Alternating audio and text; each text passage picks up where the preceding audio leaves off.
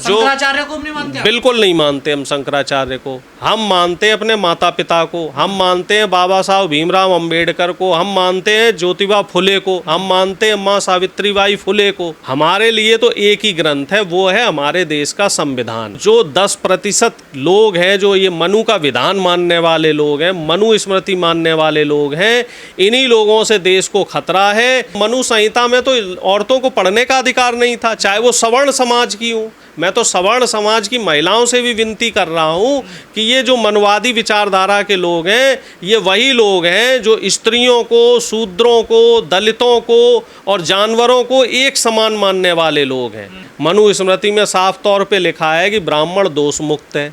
मनु स्मृति में ये लिखा हुआ है शूद्रों को पढ़ने का अधिकार नहीं है। मनु स्मृति में साफ तौर पे लिखा हुआ है कि स्त्री को घर से बाहर निकलने का अधिकार नहीं है, स्त्री को नौकरी करने का अधिकार नहीं है। मनु स्मृति में ये लिखा हुआ है कि जो शूद्र है, शूद्र में भी शूद्र दो तरह के हैं, छूत और अछूत्र, ये इनको शासन सत्ता में भागीदारी का अधिकार नहीं है। ये क्या करेंगे, ये सिर्फ समाज में या तो जो अछूत शूद्र है वो गंदगी उठाएगा और जो छूत शूद्र है वो मेहनत मजदूरी करेगा। तो भैया मनु स्मृति कहाँ से तो सबके लिए हो गई? क्या करेंगे? वो हिंदू धर्म से तो उन्हें निकाल दिया शंकराचार्य, वो भी हिंदू धर्म। संविधान तो है देश में, देश में संविधान तो है। संविधान के हिसाब से देश चलेगा या मनु स्मृति के हिसाब से चलेगा? और प्रधानमंत्री एक बार खुल के बोल दें कि मनु स्मृति के हिसाब से चलेगा। अगर उनमें साहस है तो बोल दे प्रधानमंत्री जी, धर्म बोल संसद दे, में प्रस्ताव पास बोल हुआ दे। है। नहीं, हम तो संसद मानते हैं जो दिल्ली वाली है। हम धर्म संसद नहीं मानते साहब, हम कर्म संसद मानते हैं। तो जो शंकराचार्य को नहीं मानते? बिल्कुल नहीं मानते हम शंकराचार्य को। हम मानते हैं अपने माता पिता को, हम मानते हैं बाबा साहब भीमराव अंबेडकर को, हम मानते हैं ज्योतिबा फुले को, हम मानते हैं माँ सावित्रीबाई फुले को। हमारे जो महापुरुष हैं, जो दलित शोषित वंचित समाज के लिए जिन्होंने 150 साल से 200 साल से जो लड़ाई लड़ रहे हैं, हम उनको मानते हैं। हम ऐसे पोंगा पंडितों को बिल्कुल नहीं मानते। ऐसे जो धर्म के ठेकेदार बने हुए हैं, जिन लोगों ने समाज में वैमनस्यता बढ़ाने का काम किया है, जिन लोगों में ने समाज में, अब ये बताइए, हालांकि ये बात मुझे डिस्कस नहीं करनी चाहिए, अगर सब हिंदू हैं तो जो दलित है उसको मंदिर जाने का अधिकार क्यों नहीं है भाई?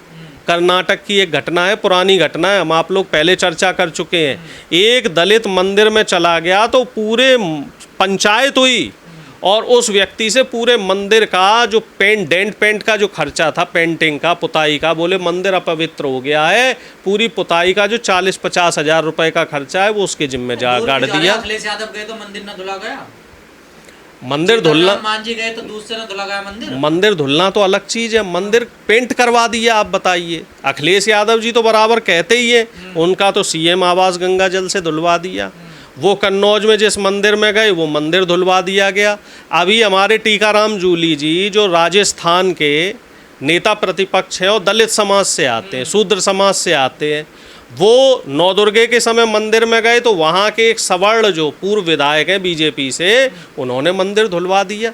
बताइए, और आप कहते हो कि साहब सब हिंदू हैं, हिंदू एक हो जाओ। मुख्यमंत्री जी और प्रधानमंत्री जी कहते हैं बंटोगे तो कटोगे। अरे बांटने का काम तो आपके लोग कर रहे हैं, आरएसएस वाले लोग कर रहे हैं, धर्म के ठेकेदार कर रहे हैं बांटने का काम। फिर अगर मनु स्मृति सही है, अगर मनु स्मृति सही है तो दलित को बराबरी का अधिकार क्यों नहीं है? शूद्रों को बराबरी का अधिकार क्यों नहीं है? शूद्र हमारा मंदिर का पुजारी क्यों नहीं बन सकता? क्यों एक दलित समाज का व्यक्ति मंदिर का पुजारी नहीं बन सकता? ये बताया जाए हमें, फिर हम कह लेंगे अगर हाँ आप सभी मंदिरों में सबको बराबरी का अधिकार दो। जितने भी राम मंदिर ट्रस्ट है, जितने भी मंदिरों के ट्रस्ट हैं, उनमें दलितों की बराबर भागीदारी करो, उनमें पिछड़ों की बराबर भागीदारी करो, तब हम मानेंगे मनु स्मृति को। उनमें स्त्रियों की बराबर की भागीदारी करो। आप बताइए, राम मंदिर ट्रस्ट की हम बात करते हैं, उस ट्रस्ट में क्या कोई महिला सदस्य है, मेंबर है उसमें? कितने दलित हैं, कितने पिछड़े हैं, कितने अल्पसंख्यक हैं? फिर बताइए, राम तो सबके थे और भगवान राम का जो युग था उस समय तो ये कहते थे कि राम राज बैठे त्रिलोका, हर्षित भये गए सब शोका। और इस समय क्या हो रहा है कि ऐसा राज चल रहा है और जिस राज में जाति देखकर और धर्म देखकर आदमी के साथ भेदभाव किया जा रहा है। इतनी खराब है, इतना विरोध होता है, डॉक्टर भीमराव अंबेडकर ने भी उसको उन्होंने तो जलाया था। तो शंकराचार्य क्यों उसको जिंदा रखना चाहते हैं, क्यों उसको बार बार? क्योंकि इनकी मोनोपोली चल रही है, इनकी ठेकेदारी उसी से चल रही है। अगर ये लोग मनुस्मृति को नहीं मानेंगे तो इनका समाज में जो वर्चस्व है वो कैसे चलेगा। शर्मा जी चाय वाले तो सिर्फ एक उदाहरण है। आप उसकी क्रोनोलॉजी समझिए कि इनके अंदर बाकी समाज को लेके कैसा व्यवहार करने की जो टेंडेंसी है। ये लोग बाकी लोगों को इंसान नहीं समझते, लेकिन जब इनकी बात रोजी रोटी पे आ जाती है तो ये माफ़ी भी मांगने में पीछे नहीं हटते। हमारे किसी वेद में लिखा है, पुराण में लिखा है, गीता में लिखा, किसी उपनिषद में लिखा है, कहीं लिखा हो कि जो मनुस्मृति को नहीं मानेगा वो हिंदू नहीं है। ये धर्म के ठेकेदारों ने नई किताब बना ली है। मनुस्मृति ग्रंथ नहीं है, मनुस्मृति ग्रंथ है, वो कुछ लोगों को के लिए है ग्रंथ। वो जो चंद वो जो 10% 15% वाले हैं, ये ग्रंथ उनके लिए है जो देश में जो धर्म के नाम पे विभाजन कर रहे हैं, जाति के नाम पे विभाजन कर रहे हैं। ये मनु ग्रंथ उन लोगों के लिए है। हमारे लिए तो एक ही ग्रंथ है, वो है हमारे देश का संविधान। वही हमारे देश का जो विधान है वो हमारे देश के गरीब, शोषित और वंचित, यानी कि जो दलित शोषित तबका है, जो शूद्र तबका है, उसको मुख्य धारा में लाने वाला है। और एक बात और, कई लोग भी इस बात को कह रहे हैं, कई बुद्धिजीवी वर्ग में भी ये चर्चा चल रही है कि इस देश में अब जो हिंदू हैं वो दो भागों में बट गए हैं। एक हिंदू जो 10% 15% है, वो 15% जो सवर्ण है उसमें भी दो भाग हैं।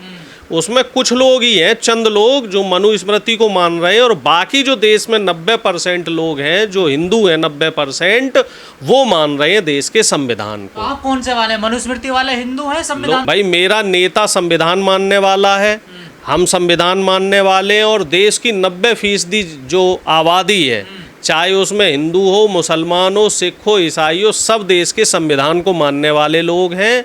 और जो 10% लोग हैं जो ये मनु का विधान मानने वाले लोग हैं, मनुस्मृति मानने वाले लोग हैं, इन्हीं लोगों से देश को खतरा है। यही लोग देश की एकता को और अखंडता को रह रह के समय समय पर नुकसान पहुंचाने का काम करते हैं। बताइए, ये जो शंकराचार्य हैं, इनको क्या अधिकार है कि किसी भी व्यक्ति को वो धर्म में रहेगा या नहीं रहेगा, ये वो निर्धारित नहीं करेंगे। ये व्यक्ति विशेष के ऊपर है, ये मेरे ऊपर है कि मैं हिंदू रहूंगा या नहीं रहूंगा। ये क्योंकि ये हमारे देश का संविधान हमें बताया ना, इसलिए उन्होंने आपको निकाला धर्म से। यार आप ये बताओ साहब, वो हमारे शर्मा जी चाय वाले हैं जो लखनऊ वाले, वो मनुस्मृति को सही बता रहे हैं और संविधान को गलत बता रहे हैं। मांगनी पड़ेगी, क्योंकि देश चलेगा संविधान से।